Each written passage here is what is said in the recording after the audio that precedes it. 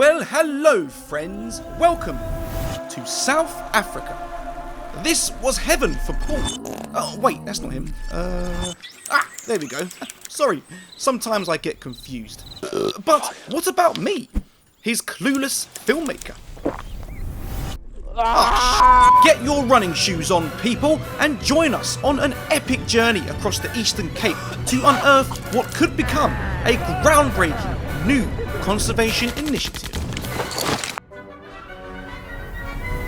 Enjoy. Welcome to the Eastern Cape province in South Africa.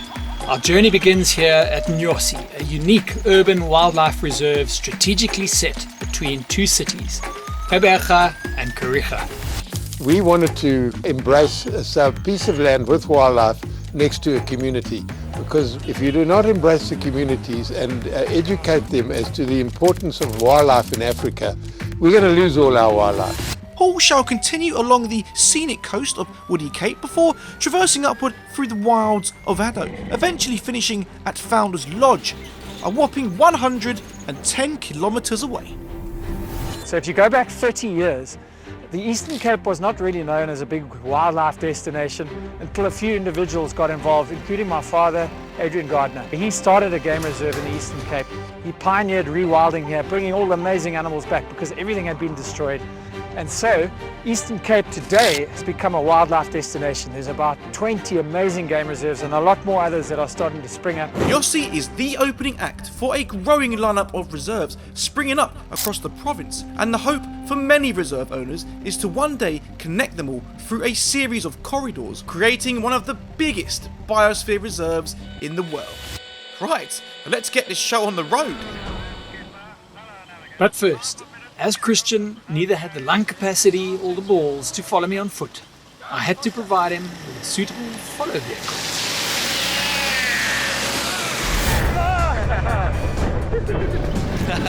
And so, what I've arranged is a very special car for him to follow me in. It's a Willie's Jeep, which a great friend of ours, Jimmy, has refurbished. A legend in these parts. He is responsible for producing the most amazing cars. We build a range of Cobras, Mustangs, GT40s, Daytona Coupes, all cars that were iconic race cars in the 60s. Do you trust Christian to take... No, not at all. Like a fresh pair of mosquito bites on a dog's testicle, Paul and I were itching to reach Nyosi, and it was only around the corner. Life was bloody good, my friends.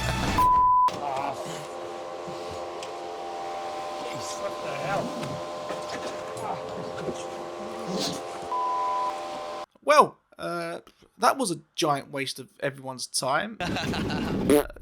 Moving on. The journey through Nyosi was an eye-opening experience. Let me tell you what I learnt.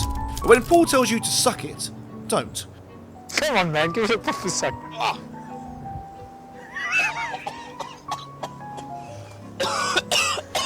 You foolish boy. When marking your territory in the bush, always be aware of your surroundings, because you never know what could be lurking nearby. Paul's taking a little pee break because his bladder's so weak. That's what happens when you get old, isn't it? You know what I mean? Yeah. There's an elephant. Yeah, there's an elephant. Paul? Paul. And when faced with adversity, elephants are far more resourceful than you think. When Braden's finished flirting, he can explain. Hey, beautiful. Hey, my girl. With the Eastern Cape being in a drought for the past 10 years or so now, elephants have actually learned to feed off of the prickly pear, because the prickly pear itself actually contains about 80% water. Now this is what it's all about when you, as a visitor to a place like this, get up close and personal like this. It's life-changing, it really is. And as we neared Nyosi's gates, we were privileged to learn about a special cheetah. This is Nkanyiso, a fiery cheetah on the mend after recently breaking her leg. She's had 2 operations to fix what was a broken front right leg. We introduced her here about a year ago. She lived on the reserve. We introduced 2 further males. Upon realizing that she had been mixing with these males, we realized that she had in fact became pregnant. And Braden, one of our guides who can tell you more about it, What's she doing now? I think she's calling the cubs actually. We might be lucky enough and see what's happening. I think She's had her feed. they heard us talking about them, I think. Yeah, they come, eh? How's that for timing? Yeah. Yeah, I just saw one, yeah. Oh, here they come, here they come. Look at that. Wow. Man, they're gorgeous. Tell me they mimic honey badgers. That's at correct, this stage, 'cause yeah. Nothing will touch a honey badger. Yeah. So that white fluff mimics the Yeah, it's like coat of a honey. natural defense. How Cameron and the Rangers discovered that she had cubs is an awesome story on its own, and I'll let Braden explain. So we came for the x-ray, rolled her over and discovered she was lactating. And in the process we had a couple difficult decisions to make. And I just had a gut feeling that after spending so much time with her on the reserve, monitoring her movements, her hunting styles, I realized like I think I know where the cubs are, and went into the valley where I believed that the cubs would be. And yeah, I happened to walk up a steep little slope, and right in front of me were 4 3-week-old cheetah cubs at about 4 meters away. And I mean, it was dusk, so you're running out of daylight again. Yeah, They would have been starving after 3 days. Exactly. These are the true wildlife heroes, the superheroes of the bush. Well done, Yeah. guys. Great story. Yeah, now we get to do this every day and spend some time with her. Nyosi had gifted us with incredible sightings and stories.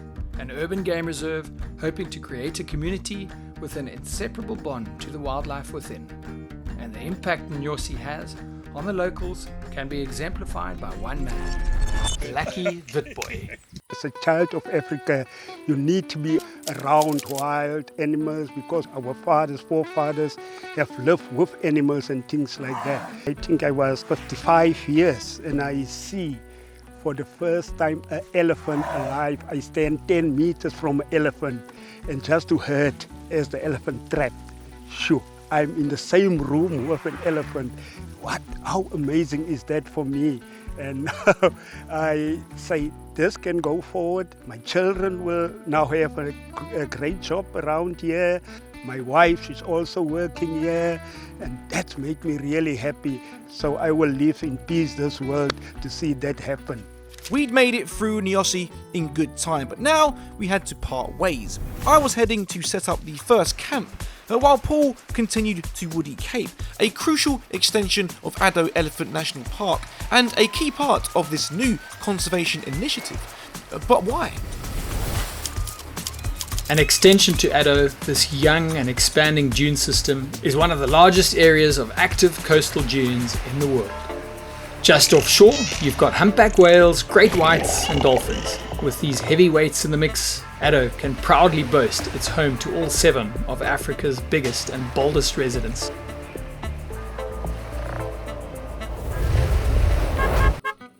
So, unfortunately, this is the car I'm now driving. Bit of a problem with the Willys Jeep, wasn't me really. I was just driving it how a normal person would. There you go. So I'm about 5 minutes away from where I'll be setting up base, Paul. And the weather is, let's hope the weather is nice where Paul is. Actually, I hope not. For the past week, the weather across the Eastern Cape had been more erratic than my bowels after a morning coffee, and poor Paulie here had run straight into a storm. Would he prevail? Well, at the time, I couldn't have cared less. Monkey shoulder. Monkey, man's best friend. Got the fire. Got the whiskey.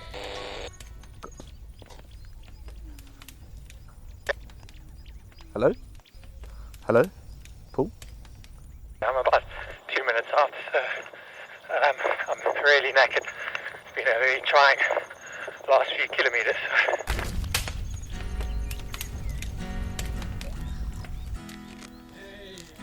Hey! Hey, buddy.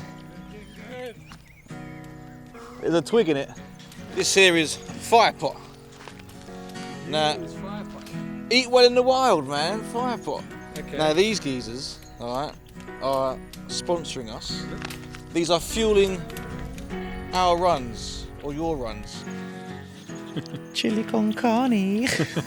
I'm more interested in the chocolate pudding, me and my sweet tooth. I'm more into this. Is my sweet tooth down here. Monkey shoulder. Please sponsor me, please. Keep going.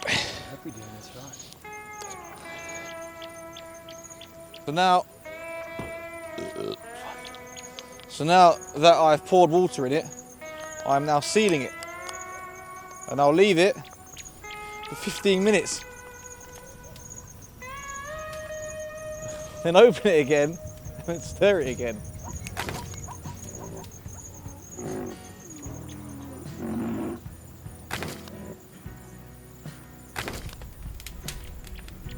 Do you want me to feed you? No? I'll feed myself, my You friend. sure? You enjoy your chili con Here comes the plane. I'll have mine now.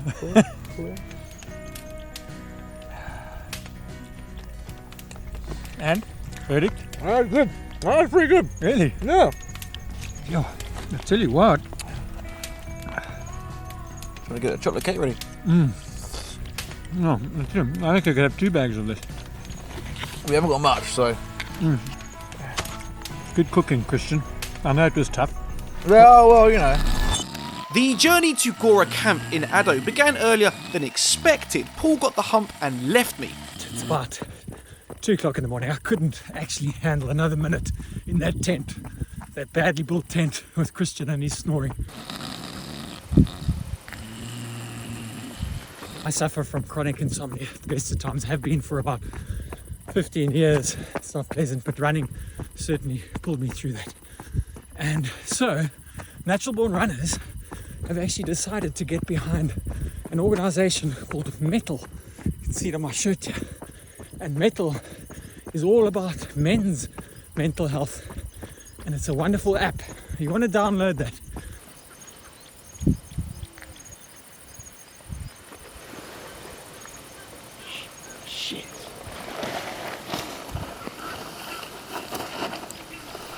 Now, with the threat of lions and elephants, the Addo Rangers wouldn't let Paul continue on foot, so they scooped him up and hauled him to Gora in the back of a game vehicle, much to his displeasure.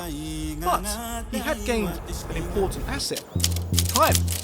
This meant he could visit his brother-in-law, who was developing eco-lodges in a newly opened area of the park, yet to be populated by any of the big 5.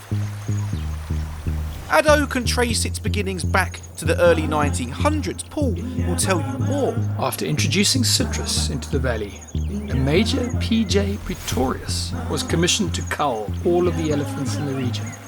It was only until 2 brothers prevented him from hunting on their farm that the Addo elephant bloodline was forever preserved. The brothers had the last remaining 11 elephants on their farm, and thanks to their foresight, approximately 700 elephants roam the Addo Elephant National Park today.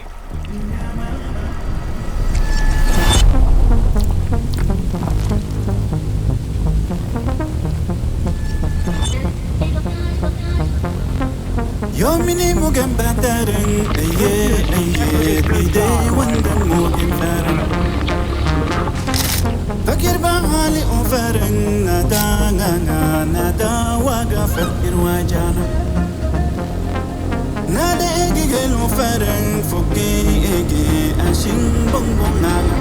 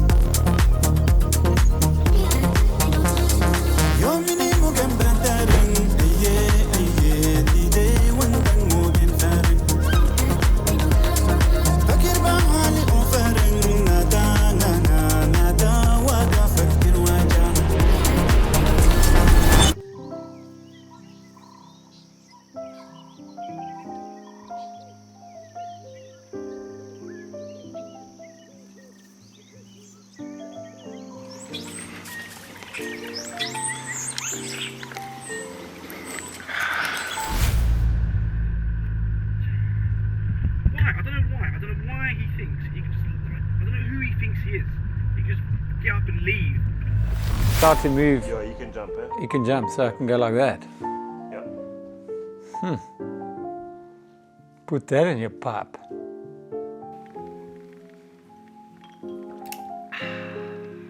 Our GPS isn't working. Our GPS isn't working.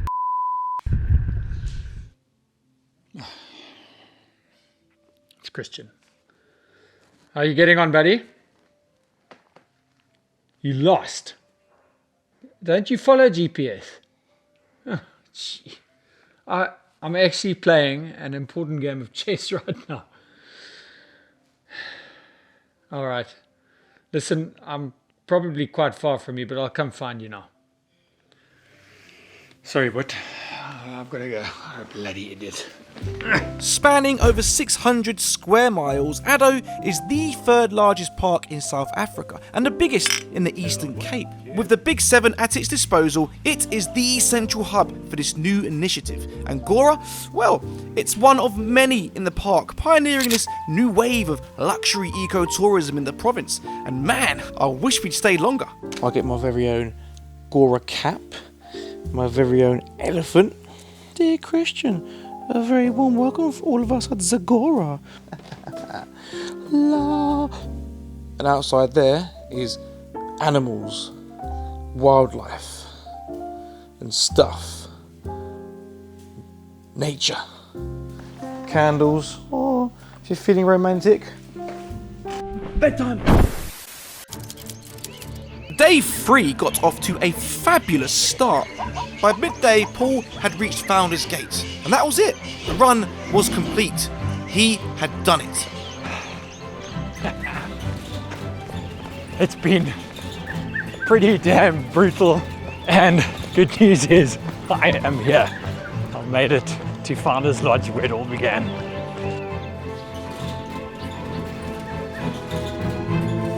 That's right. Adjacent to Shamwari, Founder's Lodge is where conservation in the Eastern Cape began, and it's all thanks to Adrian Gardiner. Its ecotourism model inspired a new wave of conservation efforts throughout the new century, and as the Eastern Cape readies itself for the next big step, this lodge stands as a monument to its recent past. So, with a job well done, I spent the rest of the day enjoying all of its luxury amenities. Or did I? No, because Paul here is a Where's the beers? There's There's a bar there, let's get some beers We've out. still got one more challenge, and it's going to be a good one. At its peak since 2008, the rhino poaching crisis in South Africa saw 1,349 rhinos killed in 2015. But thanks to new innovative tech and brave heroes like these two gentlemen over here, the numbers have steadily decreased.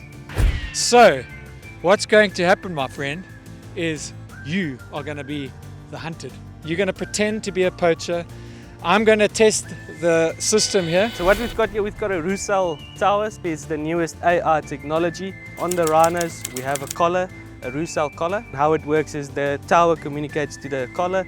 As soon as there's any abnormal behavior from any of our rhinos, we get that warning on our phones, and then we can send these wonderful guys, Consec and poaching units out to go and see what's going on. An SMS will be sent to these guys. They know that there's an issue. They know that one of our rhino have been distracted by you, and they're going to see how quick it takes to hunt you down. And we can customize each rhino's collar for that specific rhino. So it helps a lot to see where the rhinos are. It gives you a live location, so you don't have to go search for them at all. Each rhino has a specific behavior, not one is the same. So you can get rhinos running a lot or lying down a lot, and with that collar or this Rusal collar and the AI adapts to that specific rhino. Okay, Mana, are you ready? Where are you going to shoot him? On the ass. Where are you going to shoot? I will shoot him on the totty. Let's go and get him. In 3, 2, 1, go! Paul, knowing full well of my God-given athletic ability, had given me only 2 minutes to find a suitable hiding spot, because any longer and I probably would have ended up back in Gora. Camouflage and concealment.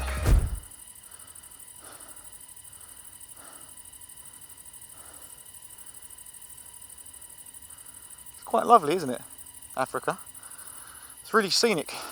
Fueled with overconfidence, Christian was clearly underestimating the years of experience and craft these guys had. The hunt would be short, sweet, and incredibly satisfactory. First place I checked. This is typical. Christian would probably be hiding in here.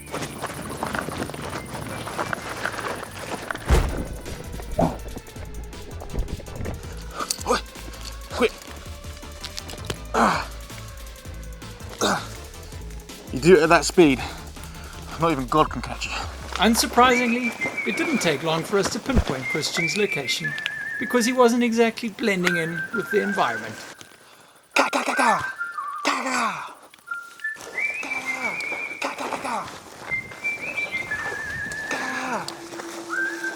Truthfully, I may have wanted to get caught because I just wanted a beer, but my natural survival skills were hindering my progress. They can't catch what they can't see, alright? I'm behind a bush, which is the only thing I can actually hide behind, which is great.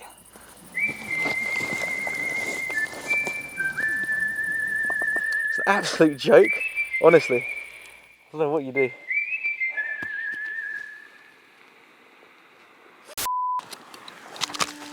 Ah!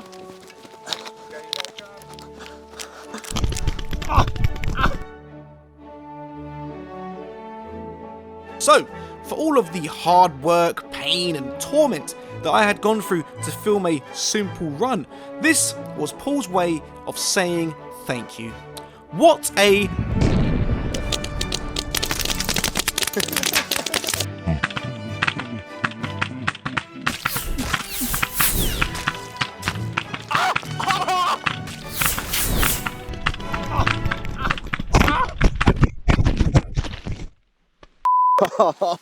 That is horrible.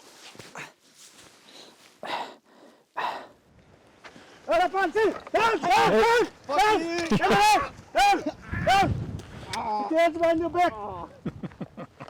You have the right to remain silent for king and country. I think we should drag him this way. It's an incredible story of rewilding and returning biodiversity. And I know with climate change today, one of the quickest ways to repair the world is through bringing back biodiversity, which means the insects and the prime predators and the keystone species. We get that right, this planet has a chance. And the Eastern Cape is certainly leading the way. I think we've seen it on this journey.